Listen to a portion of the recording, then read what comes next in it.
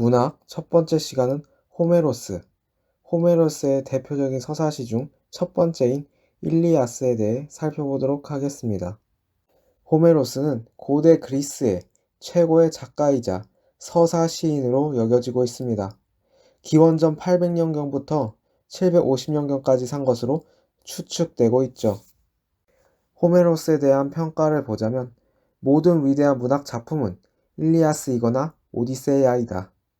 프랑스의 뛰어난 작가인 귀스타프 플로베르의 말입니다. 이뿐만 아니라 소크라테스, 플라톤, 단테 등 뛰어난 작가들이 그를 위대한 시인이라고 평가하죠.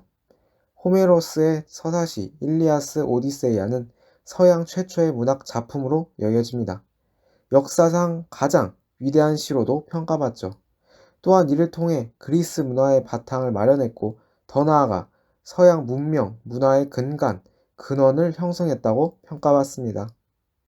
그의 명성을 알 수 있는 작품이 있는데 바로 호메로스의 신격화입니다. 이 그림 뒤에는 호메로스를 위한 신전이 그려져 있고 호메로스는 가운데 대관식을 거행하는 모습을 볼 수 있습니다. 그리고 그 앞에 빨간 옷의 여인과 초록 옷을 입은 여인이 있는데 일리아스와 오디세이아를 의인화한 모습이죠. 그리고 그 주위에는 서구 문화를 이끈 주요 인물들이 있습니다. 전설적인 가수 오르페우스, 서사시 분야에서 그를 이은 헤시오도스와 로마의 베르길리우스, 이탈리아의 단테, 그리고 3대 그리스의 비극작가 아이스킬로스, 소포클레스, 에우리피데스, 메난드로스와 세익스피어 등 그리스 시인 핀다로스, 로마의 시인 호라티우스, 우화 작가 이솝, 철학자 소크라테스, 플라톤, 아리스토텔레스까지, 또한 조각가 페이디아스, 르네상스의 화가 미켈란젤로와 라파엘로 등 알렉산드로까지 정치적 인물 등등 다양한 인물들이 그를 호메로스를 존경의 인물로 바라보고 있는 그림이죠. 그만큼 호메로스가 서구 문명에서 차지하는 위상을 알 수 있는 그림입니다. 호메로스의 생애를 보자면 그에 대해 확실히 알려진 것이 없어 실존 인물인지 논란이 있습니다. 오디세이아에서 트로이 전쟁을 노래하는 음유 시인 데모도코스가 등장하는데 맹인, 눈먼 시인으로 나오죠. 그래서 호메로스도 맹인이었을 것으로 추측합니다. 자신을 작품에 투영한 것이죠. 출신지도 여러 의견이 존재합니다. 무려 7개의 지역이 예시로 드는데 서사시가 이오니아 방언으로 쓰인 점으로 이오니아 키오스 섬 출신이 유력하다고 전해집니다. 그의 대표적인 작품 일리아스를 살펴보자면 약 기원전 8세기에 쓰여졌다고 전해집니다. 그리스와 트로이의 전쟁 이야기를 다루는데 총 24권으로 이루어져 있죠. 도시 트로이의 옛이름 일리온의 노래라는 뜻을 일리아스가 가지고 있습니다. 호메로스는 트로이 전쟁이 발발한 시작부터 다루지 않고 그 10년의 전쟁 중에 그 9년이 흐른 51일간의 싸움을 다루는데 그리스 총사령관 아가멤논과 아킬레스의 갈등에 의한 분노를 보여주며 시작하고 있습니다.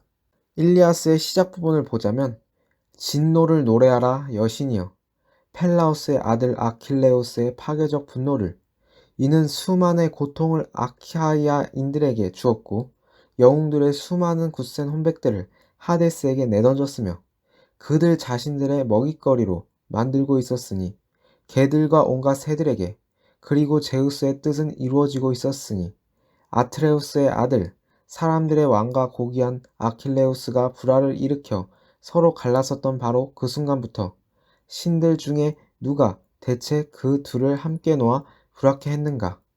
이 음유 시인이 무사 여신들에게 이를 설명하라고 명령하고 있는 것입니다. 인간이 신에게 명령하는 어떠한 모습, 그러한 신적인 초월하는 모습을 보여주고 있는 대목이죠. 이러한 분노의 배경은 트로이 전쟁이 계속 이어지던 와중 트로이와 동맹한 국가들을 점령하면서 전리품을 가져왔습니다. 이때 아폴론 신전의 신관 크리세스의 딸 크리세이스라는 처녀를 아가멤논이 가지게 되죠. 이때 크리세스는 딸을 풀어달라고 간청하죠. 하지만 아가멤논은 악담을 하며 보낸 사신을 내쫓았습니다. 그러자 크리세스는 아폴론에게 기도를 하게 되죠. 그러자 아폴론이 바로 내려와 화살로 전염병을 퍼뜨려 그리스군은 엄청난 피해를 입게 됩니다. 이를 보고만 있을 수 없었던 아킬레우스는 아가멤논에게 크리세이스를 돌려주라고 말하죠.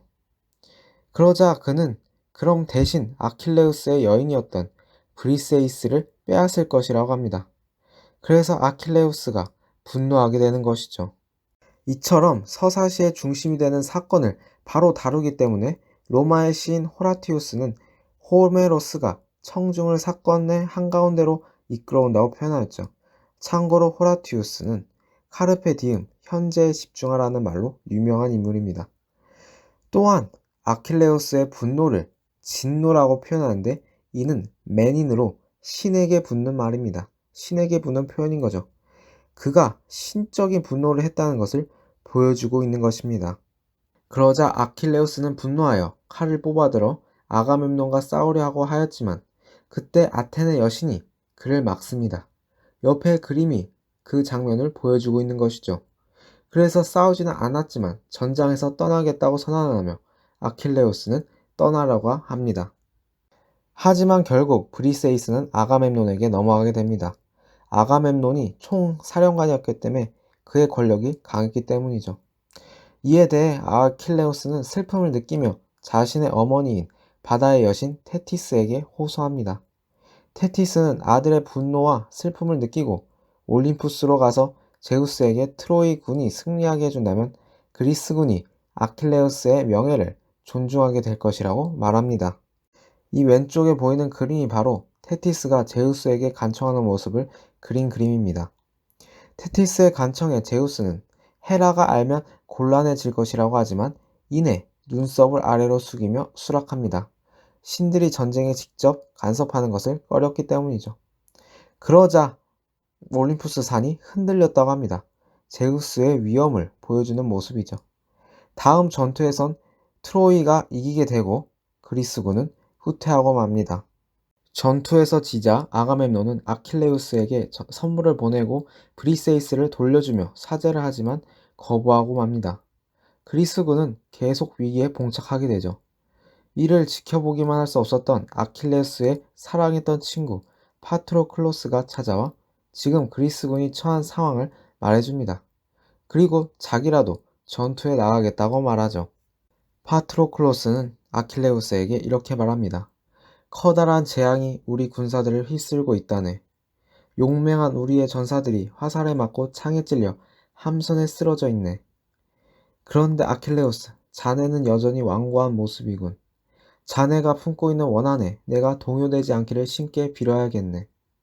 혹시 자네가 어떤 신탁을 두려워하여 그리스인들을 파멸해서 구하지 않는다면 나라도 전쟁터에 나가게 해주게.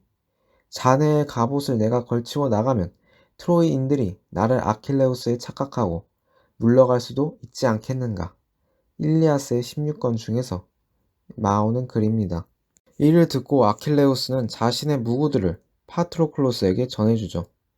아킬레우스의 무구들은 그의 아버지 펠레우스와 테티스가 결혼할 때 헤파이스토스가 준 선물이었습니다. 그만큼 강력한 힘을 가지고 있었죠. 신의 무구였기 때문입니다. 파트로클로스가 전투에 참여하자 트로이군은 아킬레우스인 줄 알고 도망치게 됩니다. 승리하는 것처럼 보였으나 트로이의 왕세자 헥토르가 등장하게 되죠. 이때 둘이 서로 1대1 대결을 하게 됩니다. 격렬한 싸움이었지만 안개에 몸을 감추고 있던 아폴론이 뒤에서 파트로클로스를 쳐서 투구창 방패를 떨어뜨리고 맙니다. 그러자 이때를 노린 헥토르가 창으로 찔러 파트로클로스를 관통하면서 죽고 말죠. 헥토르는 파트로클로스가 입고 있던 갑옷을 빼서 자기가 입고 맙니다. 그의 죽음은 곧 전령을 통해 불안해하던 아킬레우스에게 전해지게 되죠. 여기서 바로 아킬레우스의 두 번째 분노가 일어납니다. 이를 이렇게 표현하죠. 검은 먹구름과 같은 슬픔이 아킬레우스를 휘감았다. 아킬레우스는 손톱으로 땅바닥을 핥히어 더러운 흙을 한 움큼 쥐고 자신의 머리에 흙 뿌렸다. 아름다운 그의 얼굴이 흙으로 마구 더럽혀졌다. 그리고 그는 땅바닥으로 쓰러져 머리를 쥐어뜯었다. 아킬레우스의 고통을 느낀 바다의 여신들과 테티스가 놀라 깊은 바닷속에서 올라오게 됩니다. 분노한 아킬레우스가 자신이 전장에 나가겠다고 하자 테티스는 이를 말리며 헤파이스토스에게 갑옷을 만들어 달라고 부탁할 때니 그때까지만이라도 기다리라고 말합니다. 절름발이로 헤라에게 외면을 받았을 때 자신을 도와준 테티스를 위해 헤파이스토스는 하루 저녁 만에 갑옷을 만들게 되죠. 아킬레우스는 아가멤논에 대한 분노를 철회하게 됩니다. 자신의 분노로 친구가 죽었다고 생각했기 때문이죠. 그 둘은 불화의 여신에 의해 그러한 불화가 일어났다고 여기며 화해하게 됩니다. 신의 무구로 분노로 무장한 아킬레우스는 강력한 힘을 보이며 적들을 격파하고 승리를 이끌어갑니다. 결국 헥토르와의 대결 직전까지 오고 말죠. 헥토르는 그의 기세를 보고 도망갔지만 궁지에 몰리며 싸우게 됩니다. 그리고 이렇게 말을 하죠. 이제 시간이 다 되었구나. 아테네가 나를 속이고 신들이 나를 죽음으로 부르는구나. 이것이 제우스와 멀리 쏘는 활의 신 아폴론의 뜻이란 말인가. 그러나 저항해보지도 않고 영광도 없이 끝낼 수는 없다. 후세 사람들이 칭송할 대단한 전투를 하고 죽을 것이다. 파트로클로스를 죽여서 예전에 아킬레우스의 갑옷을 입은 헥토르는 날카로운 칼을 들고 돌진했습니다. 아킬레우스는 청동 갑옷에 덮여있지 않은 목에 창을 찔러 넣게 되죠. 이때 아킬레우스는 헥토르에게 가장 강력한 복수자가 바로 자신이라고 하며 개와 새들에게 물어 뜯기는 신세가 될 것이라고 말합니다. 반면 헥토르는 숨을 겨우 쉬면서 제발 자신을 고향으로 보내어 달라고 화장해 달라고 요청하죠. 하지만 이내 숨을 거두고 영혼이 하데스의 집으로 사후세계로 날아가게 됩니다. 아킬레우스는 그의 시신을 전차에 매달고 끌고 다녔죠. 이 광경을 본 트로인들은 오열을 하며 큰 슬픔에 빠집니다. 이를 가엾게 여긴 제우스가 무지개의 여신 이리스를 통해 설득시켜 트로이의 왕인 프리아모스가 목숨을 걸고 아킬레우스를 찾아가 아들을 돌려달라고 애원하게 되죠. 이때 프리아모리스는 이렇게 말합니다. 아킬레우스여, 아버님을 생각해 보시오. 꼭 나와 같은 연배에 노년에 들어선 당신의 아버님을 말이오. 그 어른도 주위에 사는 가까운 이웃 사람들이 공략해왔지만 누구도 그 고통과 재앙을 막아주는 사람이 없어 괴로워하고 있을까요?